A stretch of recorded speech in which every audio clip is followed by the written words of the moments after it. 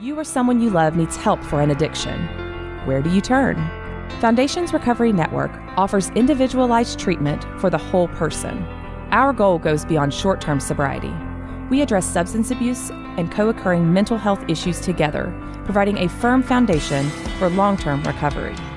The first step is often the hardest, but we're here with a free assessment, insurance information, and treatment options. Our confidential helpline is available 24/7. So call 877-714-1318 and discover the Foundations Recovery Network difference today.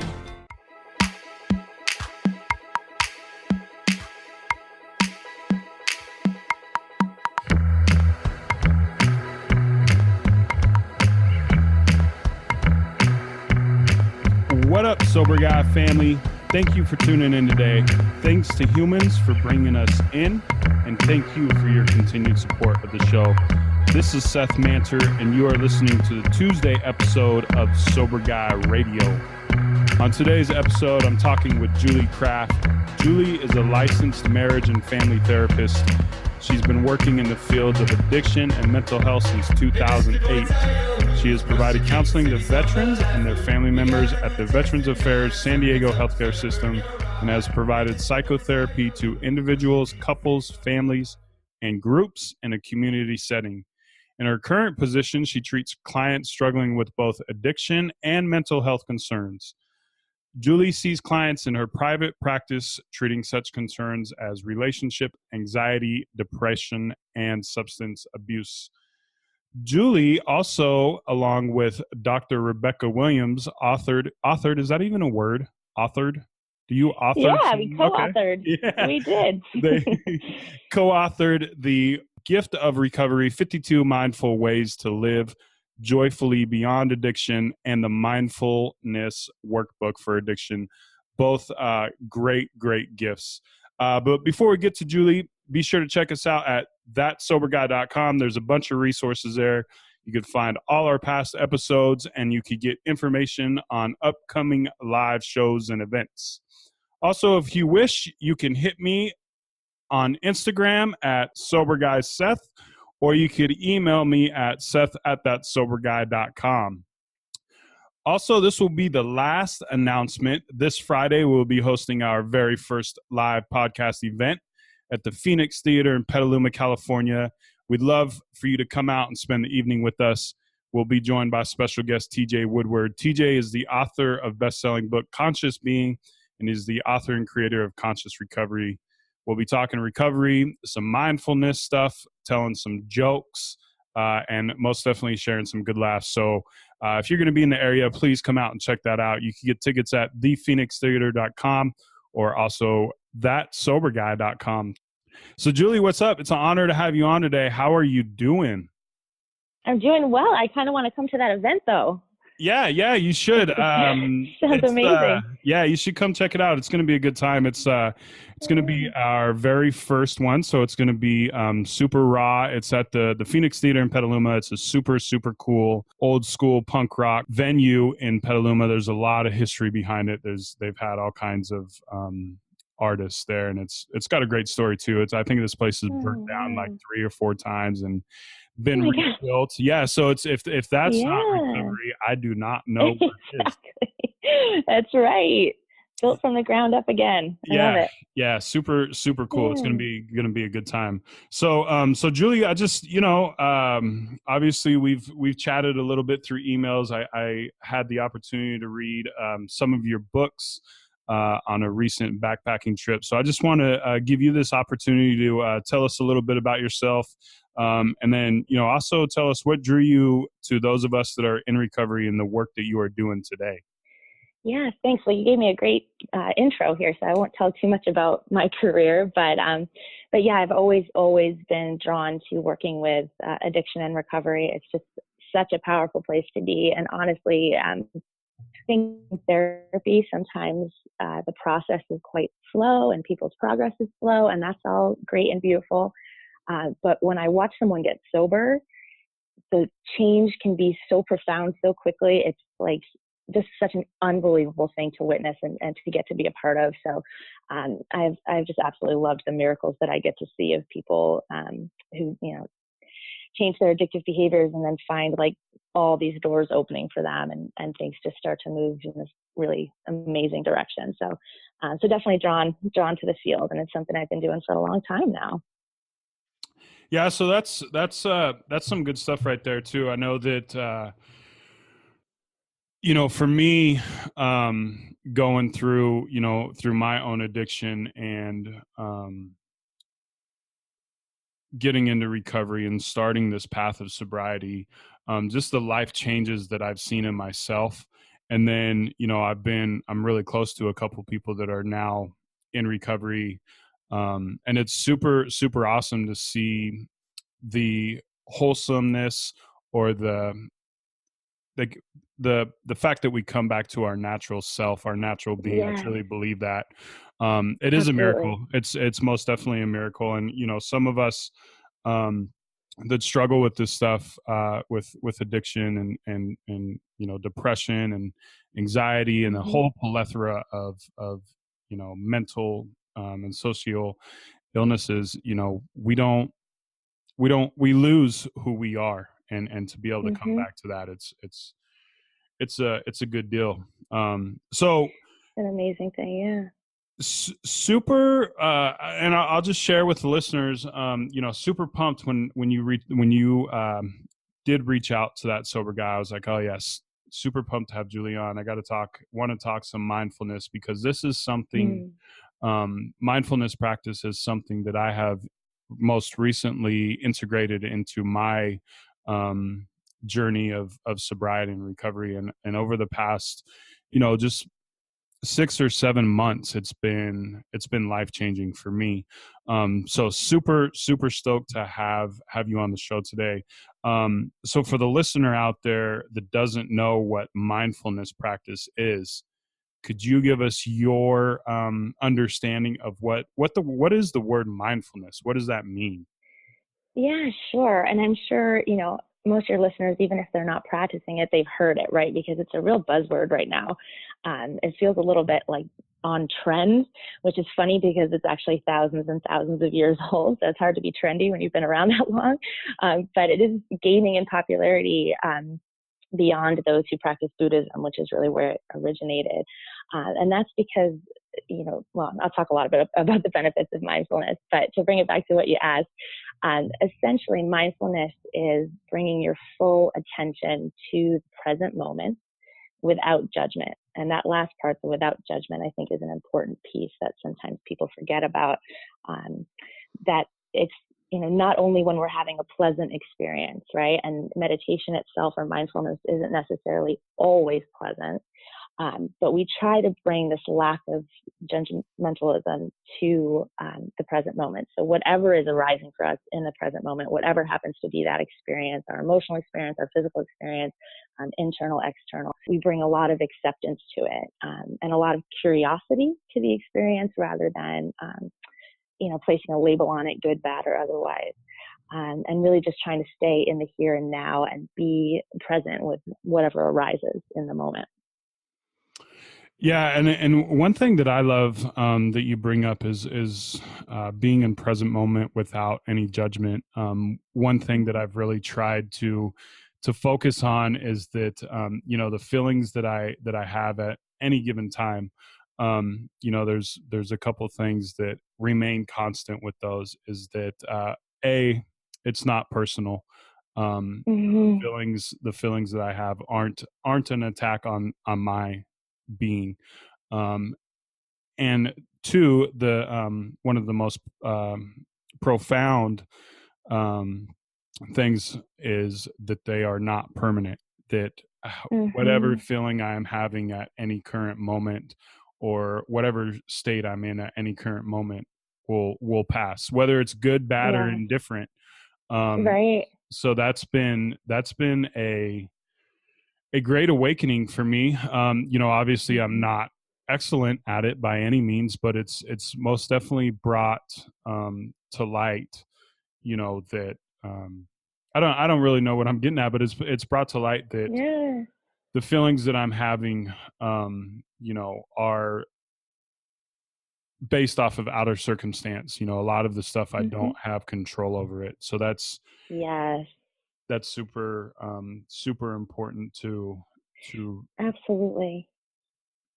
Yeah, I totally agree. I mean, sometimes all it takes for me to get that important shift in perspective is to say, like, this is temporary. Like, just remind myself, like, it's all temporary, right? It's all transient. It's going to pass. And that's why I think some of my favorite mindfulness meditation exercises are ones where you kind of breathe deeply and allow your thoughts to come and go without attaching to them or kind of following them around. So a lot of times, right, we have like a thought and then there's 10,000 thoughts that quickly follow. But if we can kind of breathe deeply, eyes closed, and just, notice that a thought has arisen in the mind and not chase it and not, compound it with a million others, but just kind of watch it like a cloud floating by in the sky. That's called a thought diffusion exercise, just really letting that pass, because thoughts are also very temporary. We don't have to attach to every thought that pops into our head. And learning to practice that, I think, is also really powerful. Yeah, for sure. And something else that's super exciting to me about this whole mindfulness practice, and it's so true, right? Like, it's been around for 2,500 years, right? And it's crazy that I'm like, oh my God, it's so new. You know what I mean? Because it's new. But it's like, yeah. I don't today, like, I get to have those feelings of sadness and sorrow and not suffer over them. I don't have to turn to the booze or the drug to drown those feelings away. And that's something that I have always remained constant in. One thing that I'm so grateful that my sobriety has brought me is my ability to feel, whether it's happiness, sadness, whatever it is that I get to feel today. And then, with my mindfulness practice, that I, I'm trying my hardest. It's practice, right? It's something that I have to continually stay on top of, is I get to watch those feelings come and go. Like, it's super, super, it's super invigorating for sure. Absolutely. And one thing that I am currently struggling with, and I think that, a lot of the listeners out there struggle with this too, is being in present moment. And I'll just bring up something that happened last night, for example. I had just come off of the mountain on this like super high, was out in the middle of nowhere with my wife, my stepdad, and my wife's dad. And we had this just amazing time, super pumped. So we got home, and the first thing I did was I picked up my work phone and yeah, and opened up opened up the emails. And of course there was the one email in there that just irritated the crap out of me. Right. And my wife looked at me and she just, she kind of shook her head and she was like, Seth, we're only going to get a couple more hours because we both live pretty busy lives together. And you're going to spend this time that we have together wrapped up in your work shit that you have no control over right now. And she was so right. It was one of those things that I had lost that attraction to present moment and was already planning for the next step. So that's something that that I worked on, that I noticed it. I noticed I was failing at it. And today, whether it was a conversation that I was having with one of my reports or one of my coworkers, that's where I was at that present moment, was in that conversation. So thank you for that, for reminding the present moment is key. So what I want to ask you, Julie, is what do you recommend to stay, or how to stay in present moment? Like, how do we stay there?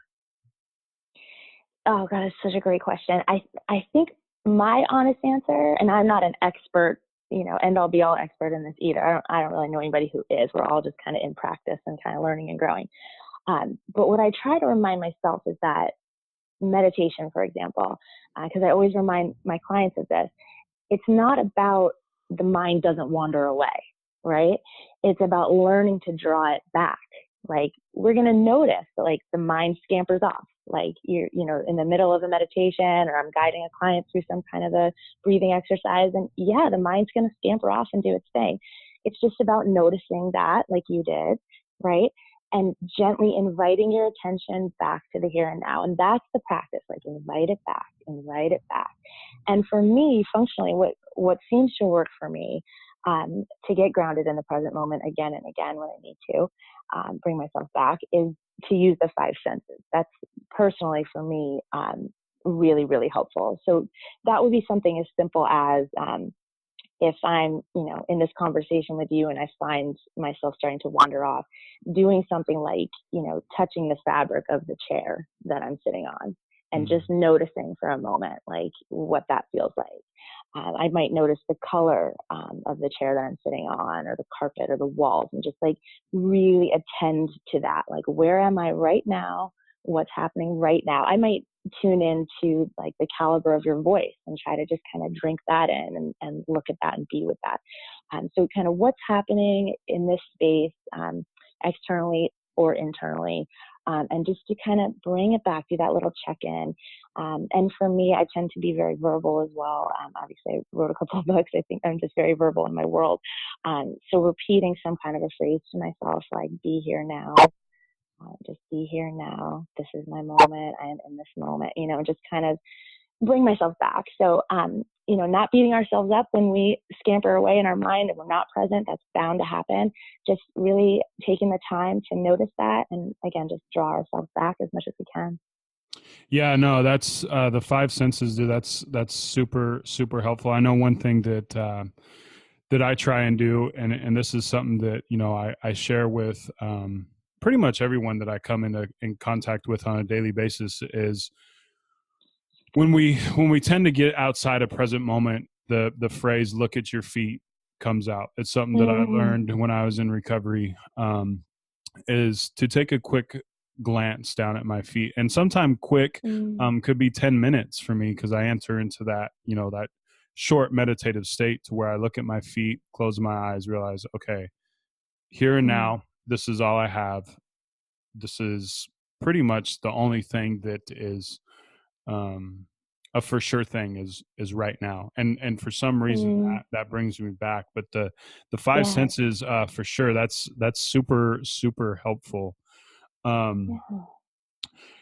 So I wanted to talk about meditation, because this is something that's also, been new to me. I've talked about it a little bit on the show, and I've gotten some questions about it. And, I've been holding these questions for you, Julie. You and Rebecca, you guys both spoke about meditation so eloquently. Obviously, it is it's a practice for sure. And in the in your book, The Gift of Recovery, you guys talk about meditation not being easy. So kind of talk about what does it mean to meditate, and what is meditation? Yeah. Okay. So essentially, when I think of meditation, I think about sitting still, basically, for starters, right? Finding a quiet space and allowing yourself to be in stillness. Because I think you'll resonate with this, with your work phone and everything, that like stillness is not something we're accustomed to right now. Like, we're always on the go. There's always like the flashing lights of the phones and the screens, et cetera. And like just, getting pinged all the time. Like, stillness is kind of foreign to us in our current world. And I think that's causing a great deal of stress. So meditation is a real contrast to that. It is about finding a quiet space. It doesn't have to be a fancy meditation room. It doesn't have to be a yoga studio. It is just a quiet space, as quiet as you can find, to sit and really be still. The next step is really to kind of, for most people, to close the eyes, right? For some people that's uncomfortable, in which case you're welcome to like do a gentle gaze to the floor, just allowing the eyes to relax. But most people do kind of close the eyes and just breathe. Like, that is the starting place. Breathe and see what arises in that moment. And of course, there's a whole variety of ways to do this, right? I personally love guided meditation, so listening to someone else kind of guide me either to like a peaceful place or a peaceful scene, or, to some kind of deeper work. But it is possible to just really sit, for starters, for 1 minute, 2 minutes, 5 minutes, kind of maybe set an alarm for yourself and say, for these next 5 minutes, I'm just going to sit and breathe and notice what arises for me. And that really is a meditative practice. That's how it starts. Yeah, and I think one thing that's super cool too that you talk about is that, obviously it's not easy, and then it doesn't have to look a certain way, right? It Right. doesn't. There's no way to do it right, and there's no way to do it wrong. Exactly. It's really connecting with present moment. And one thing that you say is sitting still. Like that could be. Mm-hmm. That's one of the biggest challenges in meditation. And obviously, it being a practice, right? Like I don't have to be perfect at it, but it's getting easier with time. And then one thing that I also like that you touch on, or that you and Rebecca touch on in the book, is that all experiences are created equal. Right. Which is, I actually got to read that sitting up on top of the mountain the other day, and it was I actually read it a couple times because it was so yeah. And that one, I think for me, has been like hard to digest. Like how is it that, like, when I'm feeling good, that's equal to when I'm feeling stressed, but this kind of greater understanding and acceptance of, like, it is what it is, like this is what the present moment is offering to me right now. And not resisting that, just kind of accepting and rolling with that, noticing it, bringing attention to it, and then letting it go, because it is temporary, like you pointed out. And I think that's really, really powerful. And it's important for people who are just kind of starting to meditate, not to bring down those judgments and criticisms and, of themselves and of what's happening. Like, this isn't relaxing, or this isn't working, right? If you find yourself distracted that day, if you find yourself, your mind is wandering off so much, it's so hard to bring it back to the moment. Like, okay, like that's where you're at today. That's what your meditative practice brought you today. And that's something that you looked at and you sat with it, and okay, and that's where you're at. And really, letting yourself have that without the criticisms, I think is so important. Yeah, for sure. And I think, some of my best days in my practice are not the days that I sit for 30 minutes in the morning. They're usually the days where I meditate for short periods of time, but multiple times throughout the day. So it doesn't, like you say, it doesn't have to be a certain way. Like I don't have to sit every morning. And I try to, but sometimes that gets interrupted with, outside situations, and I'm okay with that. If I were to get, feel some sort of way about my meditation getting all screwed up because the dog was barking at the cat outside or whatever, it goes against pretty much everything that I'm trying to practice, for sure. Absolutely. Absolutely. And the other thing I kind of want to point out along the same lines is that mindfulness, doesn't necessarily have to mean meditation. I think meditation is an incredibly wonderful and important part of that. It can guide you towards a more mindful life. But there are other ways to be mindful as well. So something like yoga, which you and I talked about before, that incorporates mindfulness, and it's, a little different from meditation, right? Like it can incorporate mindfulness into a yoga practice. And then for me, kind of similar to your, few minutes throughout the day, one of my favorite ways to be mindful is to take an everyday mundane task and do it with full presence. So like take a shower, like with full awareness of like the sensations of the water and the feel of the soap, and like really being there for that. Things that usually we're doing mindlessly, right? Like we're checked out in our heads while we're going through the process of washing the dishes or driving, or eating for a lot of us. We talk about mindful eating in the book because I think that's such an important gateway to greater mindfulness. But really to kind of just make that an intention for the day, to kind of like tie your shoes mindfully, like notice the way that feels, notice the steps that you go through and how your hand feels and how the shoestring feels, and just to really be intently present with that, I think is another way to kind of increase mindfulness. Yeah, I think that's a great point, right? Like you don't have to be in you don't have to meditate to be to enter into mindfulness practice. I think, us as addicts and alcoholics, we like to complicate things. And it's like, okay, so if I'm going to be in this mindfulness practice, I need to meditate. I need to go and buy all the Buddha statues. I need to have a meditation room, a meditation mat. Most definitely, and I've learned that because that's where I was at the very beginning. You know what I mean? That I had to have this perfect place. And, I don't have to meditate every day just to be in a mindfulness practice, for sure. So I greatly appreciate that you bring that to light, right? Because the meditation, it's a whole different level. Like, people may not be comfortable doing it, right? And it's not to start out. Right. With. It's most definitely not.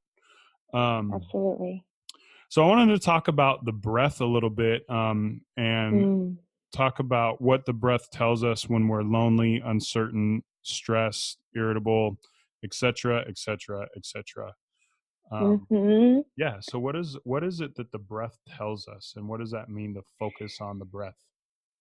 Yeah, I'm so glad you brought that up, because it's probably my favorite thing. I really do kind of stand in awe of the breath, because it's something, it's so powerful. It's something that is so healing, and it's also just happening for us all the time. Like, I, personally, spiritually, I really like the idea that I'm being taken care of somehow, that there's like something that's like, I can just trust, and there's safety in the universe, like things are flowing the way they're supposed to. And for me, breathing is like a real touch point for that. That I'm not thinking about it. I'm not purposely doing it. It's just happening. Like, it's just happening right now. You're doing it too, Seth. Like, we're both doing it. It's just happening for us, and it's keeping us alive. Like, it's critical, but it's not something that I have to force. So if I really do tap into the breath and really allow myself to like deepen the breath, like move that breath slowly and deeply into the belly, and then release tension on the exhale, and like feel the tension flowing out of my body. It really, I can tell right away that like there's calm waiting for me in focusing on the breath. Like, it's extremely grounding, because the breath is always available to me. It's always accessible.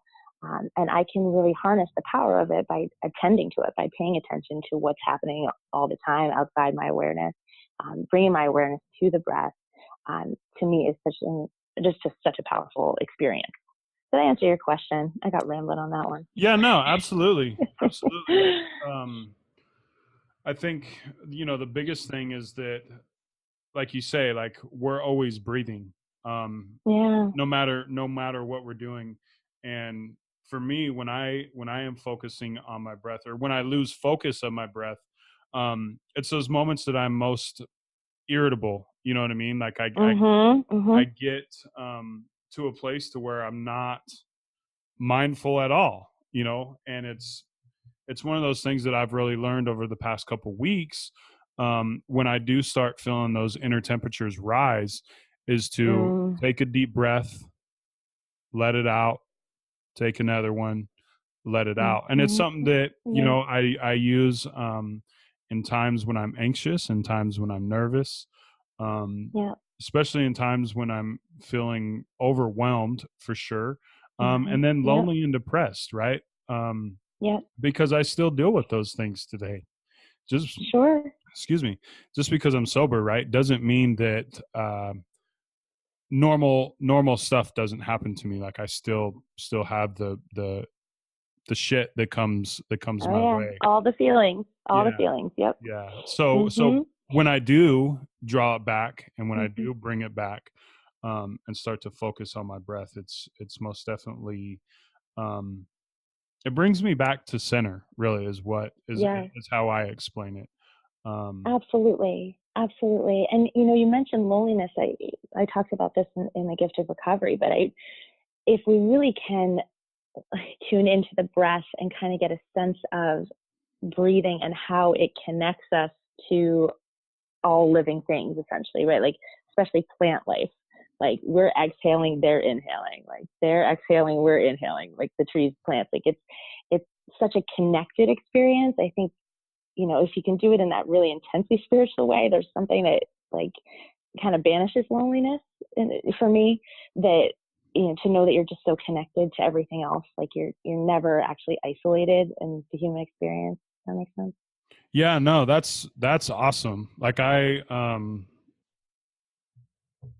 don't really know what to say to that, but the way that you explain that, right? Like it's so true, right? That just being connected to another human being or an animal, like you could not be lonely and not have any of those things around you, right? So that's so awesome that you talk about that your breath connects you basically to earth or to plant life or to trees. Like that is and I just actually highlighted that little paragraph in the book because I'm gonna use that. That's good stuff right there. I greatly appreciate you bringing that to light. Yeah, I'm kind of taken away by that one right now. That's awesome. That's good stuff. That's great. So I did want to talk about a little bit about telling others about your recovery. We get a lot of questions about this, and there is for some reason or another kind of a stigma that surrounds addiction and drug addiction, whether it be the stigma on the addict or the alcoholic, or the stigma faced by family members. I've had the opportunity to have my mom and my wife on the show, and they didn't really express, that they were ashamed or whatever of me, but I get a lot of listeners that, ask us like, how do I deal with this? How do I share with others that I'm in recovery? And you guys touch on that in the gift of recovery. And that's something that I'd like for you to share with us, Julie. Yeah, no, I know that's a tricky area for sure. Choosing when and how to disclose. And then I think the other piece you're touching on is kind of accepting and sitting with whatever people's reactions are going to be, because we can't control that part, right? Yep. So really having to do some emotional work ourselves that kind of grounds us. So if we do get hit with the stigma, the judgment, other people's fears kind of projected onto the situation, can we still hold our center? Can we sit with that? Can we know what's theirs and what's the stigma of the culture we're living in? And that it isn't personal to us, like you kind of talked about earlier, not personalizing the feelings and stuff like that. So we talk in the book about being really mindful in your choices about who you disclose to. So I know a lot of times or sometimes people are early in recovery and kind of want to shout it from the rooftops, like they're stoked, they're sober, they're ready to tell everybody, want everybody to kind of know what it's like. And, some people have that experience, and we really have to kind of breathe and be patient and be really cognizant of our choices, kind of who gets to have this piece of information, because it is a very personal and sensitive area. So with anything that's personal and sensitive, I guess we get to choose our safe people. And then we choose, the appropriate time and place to disclose. Hopefully, really planning in advance, I think, is important. If there is someone, I'm going to use the example of dating, because I think that's something that's particularly difficult for my clients in recovery. It's kind of, learning to date in recovery and kind of how and when do I broach the subject here. So really kind of planning in advance, like there's something I wanted to talk to you about, if and when the time feels right. And really sitting, planning a quiet space, planning a good opportunity. This isn't like a midnight conversation, when everyone's kind of tired and stressed. This is something that you want to think about, choosing the timing for, and then again, I think the most important part is doing our own work, around disclosing, so that we can decide to feel okay about whatever's coming our way, to not personalize it, and to kind of let people have their reactions, let people have their initial reactions, right? Because we're not going to go, oh, like, you looked freaked out, that's it, like, I guess you're not a safe person, right? We have to give people room and space to have their reactions, to have their feelings, to have their stigmas, and then to move through those, right? So it's not a one-time conversation. I think it's something that you have to be willing to revisit and give people a little bit of grace for them to explore this, because they might not know anything about recovery, right? They might not know what that means except for what they see on the sitcoms, right? Like, because I always tell my clients this, like, if you're watching a sitcom or a drama and somebody like announces that they're an alcoholic in recovery, it's about 3 episodes before they relapse, right? Yep. So that's what people, right? Always think that character, you're like, oh, he's doomed, right? Yeah. So that's what the general public sometimes thinks about being in recovery, that you're like always at risk, that there's like drama's going to follow you everywhere, right?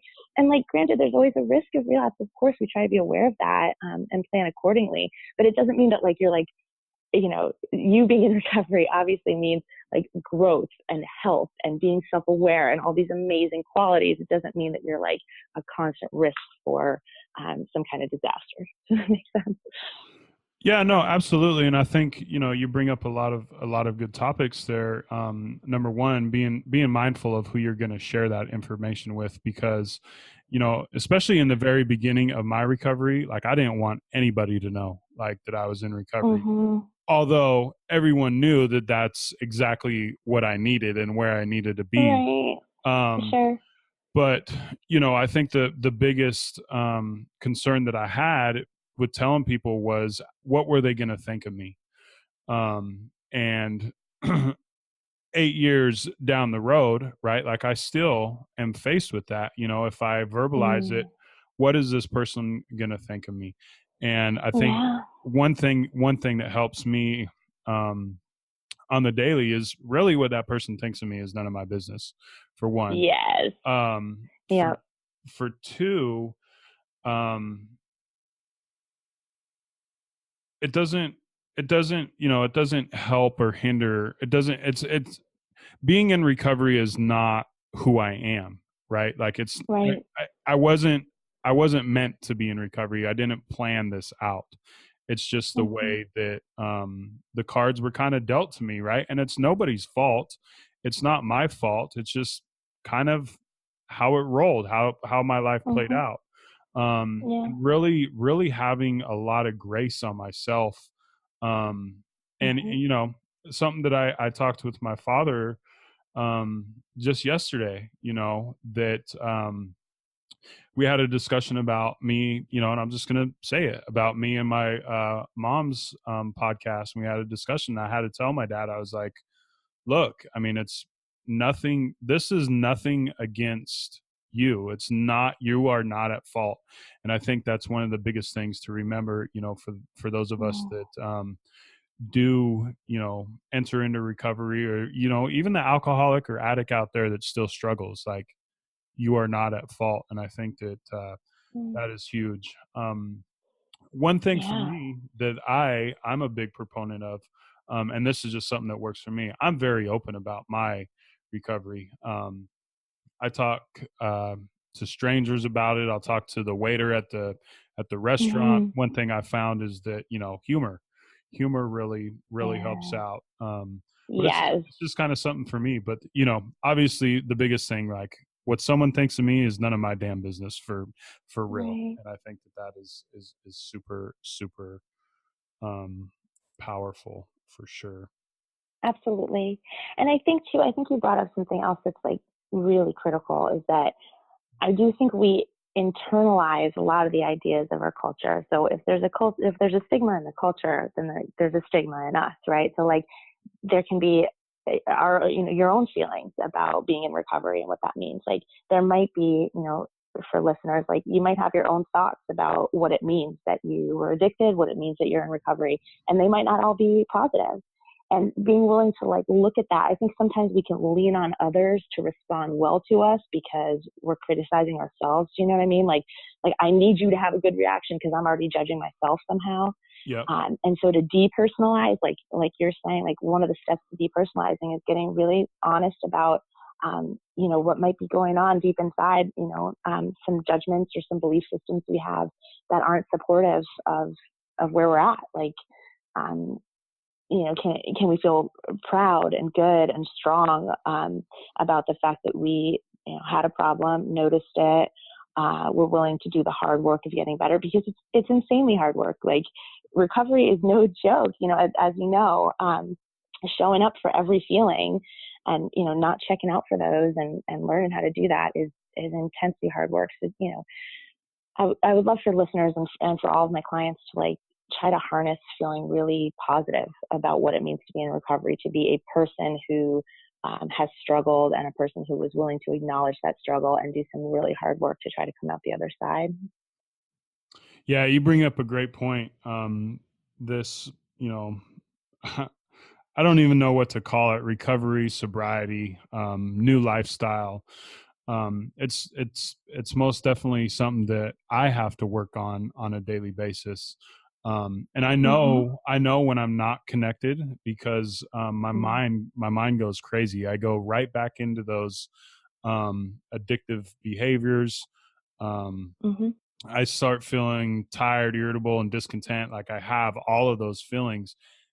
As long as I'm connected to my recovery, to my mindfulness practice now, to community, I'm good to go, right? But all of that stuff, like you said, Julie, it comes with hard work and dedication. And I know the moment that I stop working at it is the moment that I'm going to be in trouble. So, I think that's you bring up a great point. And the joys that come out of it are things that I could have never ever imagined would have happened in my life. You know what I mean? Like today, I get to deal with my mother being sick with love and compassion, and I get to go out and backpack and do all this great, amazing stuff, all without drugs and alcohol. And the reason I bring my mother up is, I don't want to put the facade that everything is so great, because it's still just life, right? Like, I get to deal with it in a different way today. And, I think that's one thing that is super important that, that the listeners hear. You know what I mean? Like, this is just because we get sober and enter into recovery or change our lifestyle, doesn't mean that life doesn't happen. It's just we get to deal with it in a different way. Absolutely. So, Julie, I want to talk about the Gift of Recovery and the Mindfulness Workbook. What was the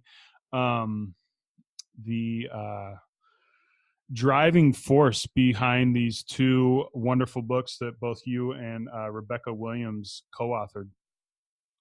Yeah, so really the initial driving force was Dr. Rebecca Williams. She's a fantastic clinical psychologist at the VA in San Diego, director of one of the clinics there. And I was working with her as an intern at the VA, and she and I were, she was supervising me on my clinical work, so I would talk to her about clients, and she knew I was enthusiastic about recovery, and she let me know that she had really been formulating an idea for a book for a long time, where she really wanted to touch on loss and how loss can exacerbate addictive behaviors or lead to addictive behaviors.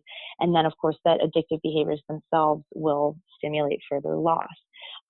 So that was something that was really resonating with her, and she felt like it hadn't been touched in any of the books that she was reading about recovery. So that became the Mindfulness Workbook for Addiction. We collaborated on that, and really felt like a workbook was exactly where we wanted to be at that time. It's full of worksheets, it's full of activities, it's like really very hands-on. So we try to like teach a little bit, talk a little bit, and then have people, fill out a worksheet and really do some of the deeper work for themselves, and really think about the losses in their lives and how the addiction has kind of played in. And we've had such a fantastic feedback from that book. It came out in 2012, and it's really been such an amazing thing for me to know that there's so many people that have read it. I think it's sold about 45,000 copies. And to me, those are clients. Like, I've never met them, but I care deeply about my clients. And those are, maybe 45,000 clients that I've never gotten to meet, but because I poured my heart into that book, I'm connecting with them, and maybe I facilitated their recovery a little bit. So that's just been incredible. And the publishers then reached out to us a couple of years ago, asking us to write a follow-up and kind of deepen, the work that we had done with the Mindfulness Workbook. And then came the Gift of Recovery. So the Gift of Recovery is a little bit different. There's less writing exercises and a lot more mindfulness practices and meditations and other kinds of exercises that we suggest throughout the book. But this one, we broke it down into 52 really small chapters. We really wanted people to be able to just like pick it up, read a couple pages, and just grab something from it, like something they needed to hear, something that's going to kind of encourage them on their journey. So that's kind of how we broke up this one. We think of it as kind of like a pocket guide, just something you can flip open and hopefully it's going to deepen and improve your recovery. So, yeah. And the thank you for that. And I've actually, I am on exercise. Let me open up my little workbook here. I'm in the chapter 2 on my thoughts. Cool. And yeah, that's most definitely. So exercise 2.2, that's where I'm at right now. And when I started in that, I had that exact like, that exact feeling. But yeah, super stoked to work through this, and not that I can't wait to be done with it, but I'm going to be 100% honest. I cannot. I can't wait to be done with it. Super stuff in the mindfulness workbook. And then obviously the Gift of Recovery, the 52 mindful ways to live joyfully beyond addiction. It's something that it is most definitely a pocket guide. It fit in my 52-pound backpack that I wore up in the Plumas Mountains this weekend. And one thing that I love is that you could open up to, whether it be page 23 or page 153, no matter where you open up, there's some good stuff in there. And I think wasn't the original intent, right, to do one of the chapters, if you will, per week, right, and then finish it throughout the year? Yeah, I mean, it's really I think hope people will use it however is going to benefit them the most. But that is kind of what we envisioned, because I think the mindfulness workbook is so much about getting down into the nitty gritty, how did this come about, how to prevent it from happening again, really that deep look at yourself. And then I thought of this book as for a year, just kind of getting to the next level of recovery. So the fact that we call it 52 mindful ways to live joyfully beyond addiction, it is this kind of moving beyond it. You're not so much in the addiction anymore as you are just living a thriving recovery. So I really like the idea of people picking up a chapter, a couple pages, and doing it, and kind of focusing on that, having that be their intention for the week.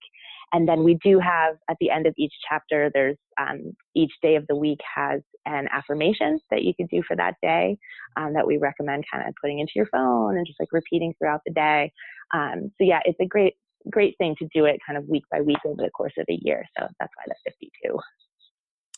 Yeah, that's a good stuff. And I'm just going to share the affirmation that I was using today. This is on page 11 for Wednesday. I can understand my cravings and my urges, and I don't have to act on them. I said that first thing this morning when I woke up. I've been struggling with donuts lately. I don't know why. I got out of the shower, and the first thing I could think of was a buttermilk maple bar, and I was like, I gotta have it, right? Said that affirmation about 5,200 times on my way to work this morning, and by the grace of whoever, my higher power, I did not pull into the donut store this morning. So that right on. That's great. Awesome. Yeah, we talk a lot about sitting with urges in this book. I think that's really important because we have all kinds of them, whether it's donuts or anything else, right? Just being able to notice those and ride them out, because they are also very temporary. And we say in the book, these are cravings, not commands. Because a lot of times we used to respond to cravings as if they were a command, right? Like we didn't have a choice in the matter. But yeah, just kind of sitting back and being willing to ride out those urges is such a great practice. Yeah, and the other thing with the affirmation, I mean, it drew my mind away from that buttermilk maple bar, and it was great. Like, I was like, I was super stoked when I got to work today. I think I even told somebody about it. Like, yeah, dude, I was supposed to go to the donut shop, but I had a little affirmation going on, and I didn't stop. So the stuff in this book, Julie, that you and Dr. Rebecca Williams wrote, it works. It's some good stuff. So we're gonna wrap this thing up, Julie. It's been, it's obviously been an honor. And one thing that I absolutely love about doing the podcast is, that I get to make connections with awesome people that are doing amazing things out there, helping others. Like it's so admirable. And one question that I like to ask all my guests is, for the addict out there, the alcoholic out there, or the non-addict or alcoholic that struggles with just the shit that life throws at us, depression, loneliness, drug addiction. If you could give one word of advice, what would that be? Does it have to be one word? No. I'm sorry. No, okay. It could be, that's just one piece of advice. Okay, good. I was like, oh gosh, I'm not that clever. Okay. Yeah, I mean, this is going to be, again, a little bit spiritual. So I guess that's just where I'm at tonight. But I think try to remember that, like, you are whole and perfect exactly as you are. And, like, I know the word perfect, it doesn't always sit with me, but, like, I really do visualize all of us as kind of, like, we started off with this, like, perfect diamond inside, like, just shining. Like, that's us. That's the true self. And it's unbreakable. But over the years, like, junk and dirt and filth just kind of like covers every inch of it, right? And for me, my idea of like recovery, and for all of us, like getting whole again, is just like gently wiping away the filth, like just gently cleaning one part that just starts to shine again, and like peeling off the layers. So like to maybe just visualize that when you're feeling down, when you're feeling like things have just gone too far off track, like that diamond is just completely shining and solid inside of you, and it's just about peeling back those layers to find it. Yeah, that's awesome. Thank you so much. And like I said, I truly believe that the path of recovery is for us to discover our true self, our original self, what we were put on this earth to be. And I believe that through our domestication, like I like to call it, we get covered up with all this shit. We become depressed, lonely, anxious, alcoholics, drug addicts. We become what we're not supposed to be, and it's most definitely not our fault. It's our inability. It's my belief that it's our inability to deal with some of the things that life throws at us. All right, Julie. So it's been a honor to have you on tonight. I'm super, super grateful for the two gifts that you gave to me. And I hope, that this podcast helps just one person out there who is struggling with drug addiction, alcoholism, loneliness, depression, any ill feeling. I hope that one thing that we said today covered in this podcast helps one person out there. And if it does, I think we've done our job, and we've most definitely met the goals of Sober Guy Radio. So Julie, thank you so much for Thank you. It's such a joy. Thank you. And to you, the listener out there, thank you so much for tuning in today. Much love, respect, and keep your blood clean.